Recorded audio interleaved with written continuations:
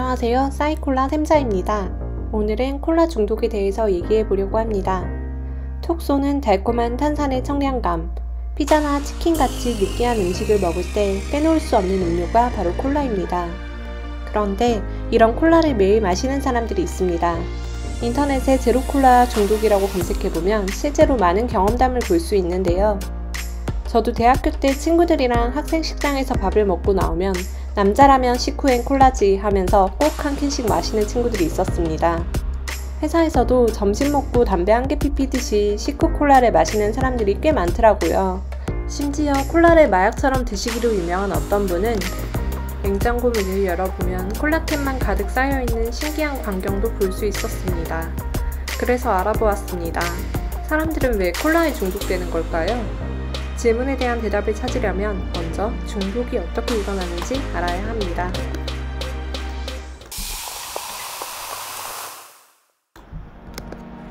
뇌과학에서 이야기하는 중독의 대상은 술, 담배, 마약, 스마트폰, 게임 등등 다양합니다. 분명한 건 중독의 대상이 무엇이 되었든 이 모든 것은 뇌에서 일어나는 현상이라는 겁니다. 예를 들어서 대마나 코카인 같은 마약을 하는 상황을 가정해 볼게요. 마약이 체내로 들어가면 우리 뇌의 보상회로는 도파민을 마구마구 분비시킵니다. 도파민은 일명 쾌락 호르몬이라고 불리는 신경 전달 물질입니다. 이렇게 쾌락을 한번 맛본 우리의 뇌는 그 느낌을 또 얻고 싶어 합니다. 이에 도파민을 받아들이는 도파민 수용체를 활성화시킴으로써 마약에 대한 갈망을 일으킵니다. 이런 현상이 일어나는 곳이 뇌의 보상회로라고 불리는 중변형계입니다. 우리 뇌는 대뇌, 소뇌, 변형계, 뇌관 등 크게 네 부분으로 나뉘는데 이 중에서도 시상, 시상하부, 편도체, 해마를 합친 곳이 변형계이고 중변형계는 이 변형계의 한 부분입니다. 우리가 누군가를 보고 사랑스럽다거나 가슴이 뛴다고 느끼는 감정도 사실은 심장이 아니라 뇌에서 느끼는 것입니다. 이렇게 뇌에서 기분이 좋다고 느끼는 부위를 쾌락 중추라고 하고 때때로 어떤 자극은 예상했던 것보다 기분이 훨씬 더 좋은 경우가 있는데 이와 관련된 부위는 보상 중추라고 합니다. 이 신경회로는 도파민 신호작용을 통해서 음식, 약물, 성행동과 같은 1차원적인 보상뿐만 아니라 돈, 칭찬 같은 2차적인 보상에도 활성화됩니다. 앞서 말한 마약처럼 당분을 과도하게 섭취하는 것 역시 도파민의 양을 증가시키는데요. 코카인이 작용하는 것과 동일한 뇌 부위에서 신호를 일으키기 때문입니다. 당분의 섭취는 행복감을 느끼게 하고 그 기분은 좋은 느낌을 주는 행위를 계속해서 반복하게 하죠. 이렇듯 중독은 뇌의 보상 시스템과 연계되어 있기 때문에 한번 빠지면 좀처럼 헤어나오기가 어렵다고 합니다. 그렇다면 왜 하필 콜라에 중독되는 걸까요? 콜라를 좋아하는 사람들은 대부분 콜라에 톡 쏘는 청량감을 좋아한다고 말합니다. 하지만 사실 콜라에 중독된다는 것은 탄산이 아니라 설탕에 중독되는 것이라고 볼 수 있습니다. 콜라나 케이크 같은 달달한 음식을 먹으면 우리 몸은 순식간에 혈당이 오르게 됩니다. 이 과정에서 에너지가 넘치는 것처럼 느껴지고 기분도 덩달아 좋아지게 됩니다.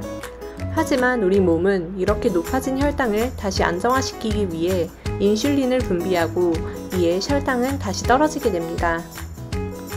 당분을 과도하게 섭취하게 되면서 발생하는 행복 호르몬 세로토닌에 익숙해지게 되면 우리 몸은 이 기분을 다시 느끼기 위해 또 단맛이 강한 음식을 찾게 됩니다.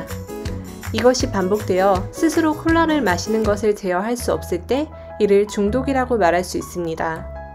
사실 많은 사람들이 본인이 매일 탄산음료를 마시면서도 중독이라고 생각하지 못하는데요. 왜냐하면 스스로 통제할 수 있다고 믿기 때문입니다. 그런데 설탕을 먹는 이유는 단지 배고픔뿐만이 아닙니다. 그것을 먹고자 하는 욕망과도 관련이 있죠. 도파민이 뇌의 보상 중추를 자극하는 겁니다. 설탕은 실제로 마약만큼 끊기 힘들고 코카인보다 중독성이 8배나 높다고 합니다. 세계보건기구와 한국인 영양소 섭취 기준에서 권장하는 하루 당분 섭취량은 하루 총 에너지 섭취량의 10%인 50g이며 여기서 5%인 25g 아래로 줄이면 더 좋다고 제시한 바 있습니다. 그런데 일반 콜라 뚱캔 355ml에는 설탕이 40g 들어 있습니다. 그렇다고 해서 콜라가 유해하다거나 콜라를 마시지 말라는 이야기는 아니지만 적어도 콜라를 마실 때 성분표를 체크하고 일일 권장량에 맞춰 섭취할 필요는 있어 보입니다. 오늘 영상도 잘 감상하셨나요?